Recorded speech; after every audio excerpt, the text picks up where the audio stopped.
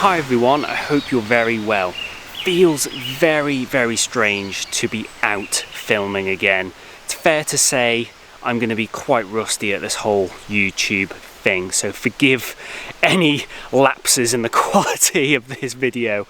It's been a crazy couple of months and yeah, it just feels great to be out filming again. Here on the Isle of Man, the lockdown rules have been relaxed quite significantly lately, and I probably could have actually started filming these videos back out in the field a number of weeks ago, but it's probably only about now that I'm starting to feel comfortable with that idea again.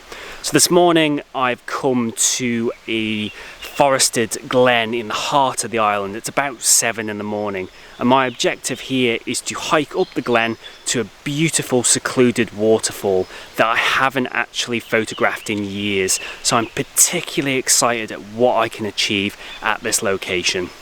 Let's go.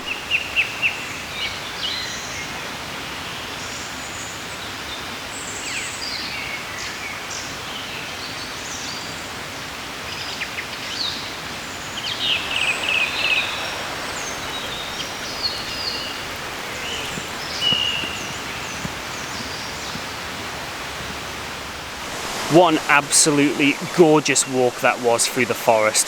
All the fresh foliage on the trees is so punchy, lush and vibrant. The greens almost take on a tropical feel in this springtime period. It's just magical. And then when you add in the wild garlic, the bluebells and the unfurling ferns throughout the actual forest, it's just beautiful. I can't express how incredible it feels to be out here shooting again in locations like this after this really bleak lockdown period. And if you can hear behind me, you might guess my waterfall is literally, I'll just take you to the side, just there. This is called Renasce Falls, and it's not a location that I've got much experience shooting with. So what I'm going to do next is put the camera down, sit down, observe the location and try and figure out what angles and what compositions might work best.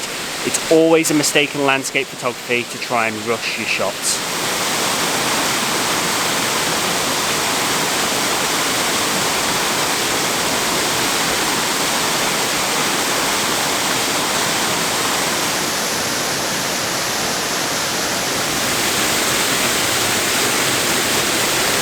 I found my composition. Well, I hope I found my composition.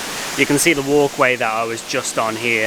I've just scrambled down some rocks and I'm now just stood right at the edge of the actual river itself to change my vantage point more favourably for shooting this waterfall. Now, I think the temptation here would be to simply zoom in with a portrait composition straight into the main cascade there and potentially fill the foreground with this little turbulent patch of water as it's forced through the rocks here, and really try and make that the foreground to the shot. And I think it would work relatively well, but it feels too obvious, it feels too easy, it doesn't feel exciting enough for me basically.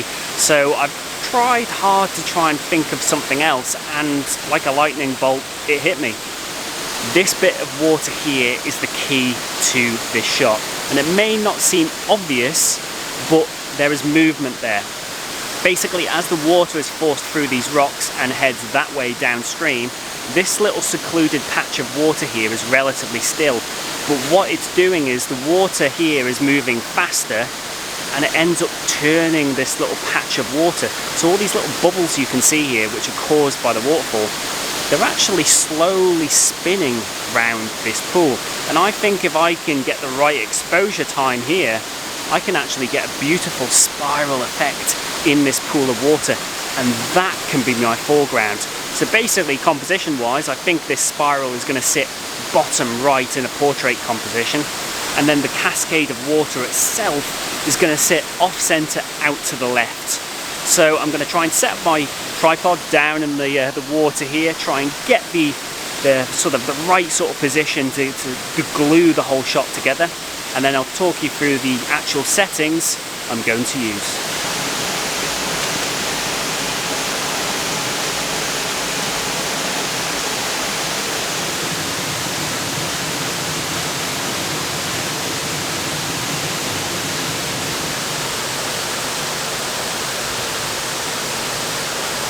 Sorry about the background noise from the waterfall. I wish I could just press a mute button on it temporarily. They're always really difficult to video around just because of the ambient noise. Now, to get this shot right, I'm going to have to use a technique called time blending, which is essentially blending different exposure lengths together to give the optimum result. And I'll just explain exactly what I'm going to do here. Essentially, it's going to be two images combined together. The first image, I'm going to focus down on the front of the rock here, which is going to get all of that rock surface there nice and sharp, but also should provide nice sort of clarity and sharpness down in this pool here where the spiral effect is hopefully going to occur.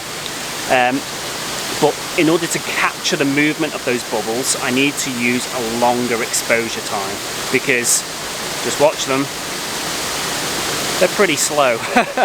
So an exposure time of a second or 2 seconds is probably not going to be long enough. I'm going to need something longer. So I'm going to go for something like 6 seconds, which I think should be sufficient enough to give me the spiral effect I'm looking for in that water. Okay?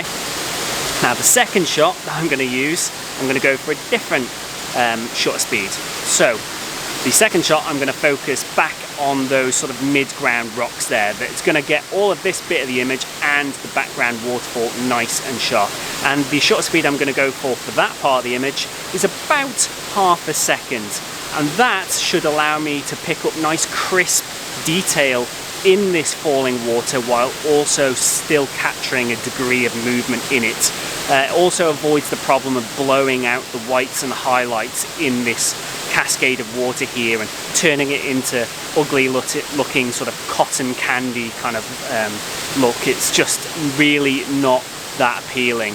So by taking the best of both worlds, exposing for this background water and exposing for this foreground water, and blending those different time exposures together, should give me the result I'm looking for. Now, to achieve these different shots here, the front here I'm having to use an ND filter to lower the amount of light that's reaching the sensor, and I'm using a freestop ND filter here, and that's the only way that I can draw out my shutter speed to around 6 seconds. For the background shot, I do not need to use that ND filter. I'm also using a polarizer filter on the front to take any sheen off these rock surfaces, and also to punch out the vibrancy and the colours in any foliage within the scene. Also takes off some of the reflections off this pool here and should punch out the contrast in those spirals really nicely. Settings wise, I'm shooting at ISO 64 at about 36mm, and aperture wise for both shots I'm at about f13. So fingers crossed this should turn out quite nicely.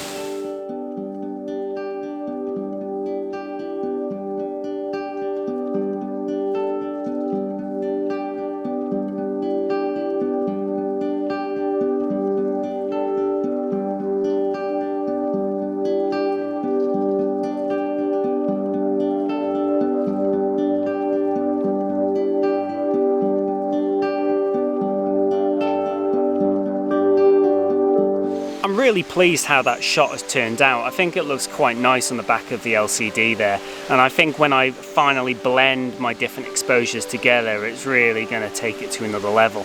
And that's generally how I feel about time blending, exposure blending different shutter speeds together. It can really take images just up a gear, particularly water-based compositions, when you've got different water movements within one scene, such as the swirling bubbles earlier and the falling cascade behind. It allows you to bring out the best of water movements across your scene without making any compromises from a single exposure. And I think it's a technique that a lot of photographers probably don't think about, or probably get intimidated by because they think it sounds really complex, but it really isn't. In this video I'm not going to go into the post-processing because that'll frankly double the length of this video, but basically you just need to load in your different images into a program like Photoshop as layers, align them, and simply using masking just bring in the respective best bits of each of your images into your final image. It's really as simple as that. The image that I've taken today, I'm actually going to be publishing it in a book. And believe it or not, I have been writing a book during lockdown. Very random, something I never thought I'd ever do, but boredom is a powerful thing and it can force your hand in very mysterious ways. Don't worry, it's not going to be one of these 2 a penny guides to composition, etc. that every other photographer's doing. It's going to be something a bit more niche and certainly very unique. And I'm very excited on the direction it's going, but there's a fair amount of work that I need to do in order to get the book finished. But hopefully towards the back end of this year, I might have the final product actually together. But that is about it for today's video. Nothing else to say really. So thanks very much for joining me. I hope you've enjoyed this little outing in this beautiful spring glen, and you've learned a little bit about time blending, exposure blending of different shutter speeds. And I'll see you all next time. Oh, and if you haven't yet subscribed, please smash that button below. Goodbye.